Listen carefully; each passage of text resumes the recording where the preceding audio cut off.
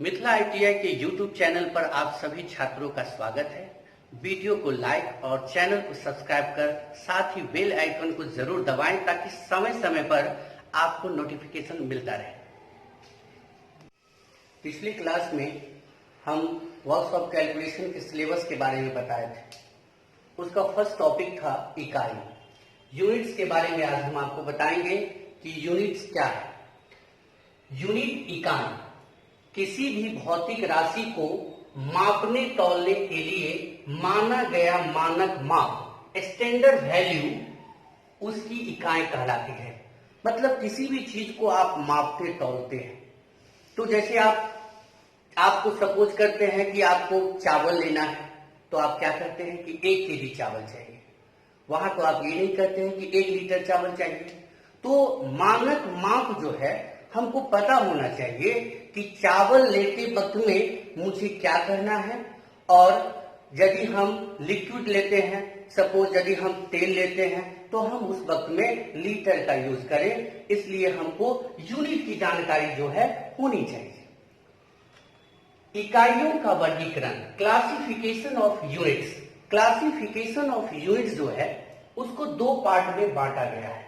एक है मूलभूत इकाइयां, फंडामेंटल यूनिट्स, और दूसरा है व्युत्पन्न इकाइयां, डेरिवेटिव यूनिट्स।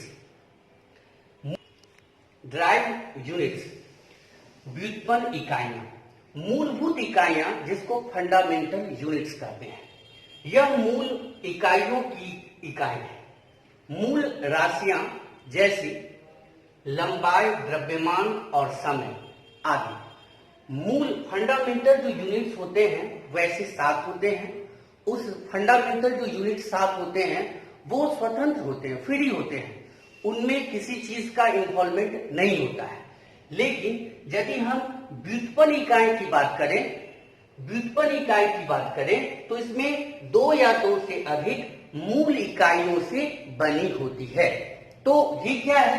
ये सिंगल इकाई है, सिंगल यूनिट है, ये स्वतंत्र है। लेकिन यदि हम व्युत्पन्न इकाई की बात करें तो ये 2 या 2 से अधिक मूल इकाइयों से संयुक्त से बना गया चीज है। तो जैसे हम कहते हैं क्षेत्रफल, तो थोड़ा सा एग्जांपल यहां हम बताने का कोशिश करेंगे कि क्षेत्रफल, तो क्षेत्रफल का जो यूनिट हम m इंटू एम, यदि मीटर स्क्वायर, यदि हम आयतन लेते हैं तो जैसे कि हम व्युत्पन्न इकाई की बात करते हैं तो इसमें क्षेत्रफल है।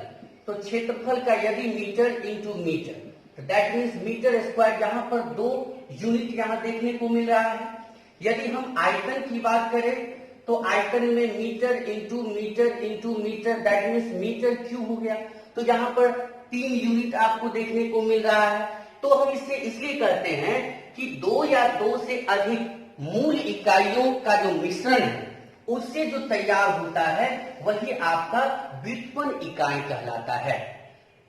इकाइयों की पद्धति, सिस्टम ऑफ यूनिट्स के बारे में हम जानकारी लेंगे। सिस्टम ऑफ यूनिट्स 4 तरह के होते हैं। नंबर 1 एमकेएस पद्धति, 2 सीजीएस पद्धति, 3 एफपीएस पद्धति, 4 में है एसआई पद्धति। इन 4 पद्धतियों के बारे में हम जानकारी लेंगे। सबसे पहला है एमकेएस पद्धति। इस पद्धति में लंबाई, द्रव्यमान व समय की इकाई क्रमशः मीटर, किलोग्राम व सेकंड होते हैं। अर्थात ये जो एमकेएस पद्धति है इसमें 3 चीजों के यूनिट के बारे में हम जानकारी लेते हैं कि एमकेएस पद्धति यदि रहे तो लंबाई को हम किस तरह से रिप्रेजेंट करेंगे, द्रव्यमान के यूनिट को किस तरह से रिप्रेजेंट करेंगे, समय के यूनिट को किस तरह से रिप्रेजेंट करेंगे। तो यहां ध्यान दीजिए, यहां जो m है, m का मतलब यहां पर हम मीटर, अर्थात लंबाई जो आपका है इस लंबाई का यूनिट आपका कहलाएगा क्या? मीटर। के मतलब हो गया किलोग्राम। ये किलोग्राम किसके जगह पर आएगा? तो द्रव्यमान का ऐसा यूनिट हो जाएगा। और एस का मतलब यहां पर हो गया सेकेंड। सेकेंड किसके जगह पर आएगा, तो समय का यूनिट कहलाएगा। अर्थात लंबाई, द्रव्यमान और समय, इस तीनों का एमकेएस पद्धति में जब ऐसा यूनिट जब पूछा जाता है तो लंबाई का मीटर, द्रव्यमान का किलोग्राम और समय का हम सेकेंड बताएंगे एमकेएस पद्धति में। ये एक ऐसा पद्धति है जो एग्जाम में ये अक्सर पूछा जाता है। ये पद्धति इन चारों में जो है बेस्ट है और ये ऐसे ऑब्जेक्टिव जो है अक्सर जो है आईटीआई के एग्जाम में पूछा जाता है। इस पद्धति को मैट्रिक पद्धति भी कहते हैं। अर्थात इस पद्धति का एक और नाम है एमकेएस पद्धति। तो ऑब्जेक्टिव में पूछा जा सकता है कि एमकेएस जो पद्धति है इसका दूसरा नाम क्या है, तो हम बताएंगे कि इसे मैट्रिक पद्धति भी कहते हैं। दूसरा नंबर है सीजीएस पद्धति। ये सीजीएस पद्धति क्या होता है, इस पद्धति में लंबाई, द्रव्यमान व समय, इन तीनों को सेमी, ग्राम व सेकेंड, यहां फिर से देखिए हम आपको दिखाने का कोशिश कर रहे हैं। लंबाई, द्रव्यमान व समय, यहां सीजीएस, सीजीएस, सी का मतलब यहां पर सेमी, सेंटीमीटर, सेमी, जी मतलब यहां ग्राम और एस का मतलब यहां सेकेंड। अर्थात लंबाई, द्रव्यमान और समय, यहां जो ये तीन चीज आप देख रहे हैं, इस तीनों का जो है यदि सीजीएस पद्धति में यही लंबाई, द्रव्यमान और समय, इन तीनों चीजों के बारे में यदि सीजीएस पद्धति में पूछा जाए कि लंबाई का सीजीएस पद्धति में यूनिट क्या होगा, तो हम बताएंगे सेमी, द्रव्यमान का ग्राम और समय का सेकेंड। इसी प्रकार हम जो है आगे की ओर बढ़ेंगे। और एक बात और ध्यान रखेंगे आप कि सीजीएस पद्धति का दूसरा नाम क्या है, तो इसे फ्रांसीसी पद्धति भी कहा जाता है। तीसरा पॉइंट है एफपीएस पद्धति। इस पद्धति में लंबाई, द्रव्यमान व समय की इकाई क्रमशः फुट, पौंड व सेकेंड। यहां देखिए पीएफपीएस, यहां ये हो गया आपको फुट, पौंड और समय। यहां तीन चीज देखने को मिला है, फुट पौंड और सेकेंड। ये तीन चीज आपको देखने को मिला। ये तीनों चीज, यही लंबाई का ऐसा यूनिट, ये द्रव्यमान का और ये समय का।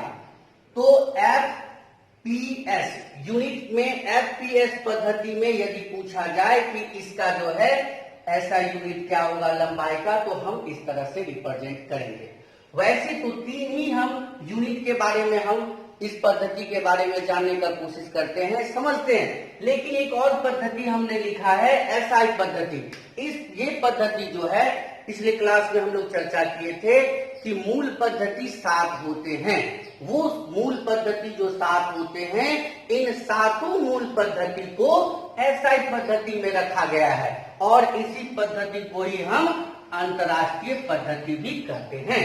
तो ये अंतर्राष्ट्रीय पद्धति, ब्रिटिश पद्धति, फ्रांसीसी पद्धति और मैट्रिक पद्धति, ये चारों पद्धति के बारे में इसका एमकेएस है या सीजीएस हो या एफपीएस हो या एसआई पद्धति हो, इन तमाम पद्धतियों का दूसरा नाम भी आपको एग्जाम में पूछा जा सकता है। इसलिए आप इन तमाम चीजों को नोट कर लीजिए और इन इंपॉर्टेंट पॉइंट को आप याद कर लेंगे ताकि एग्जाम में आप सही ढंग से जवाब दे सके।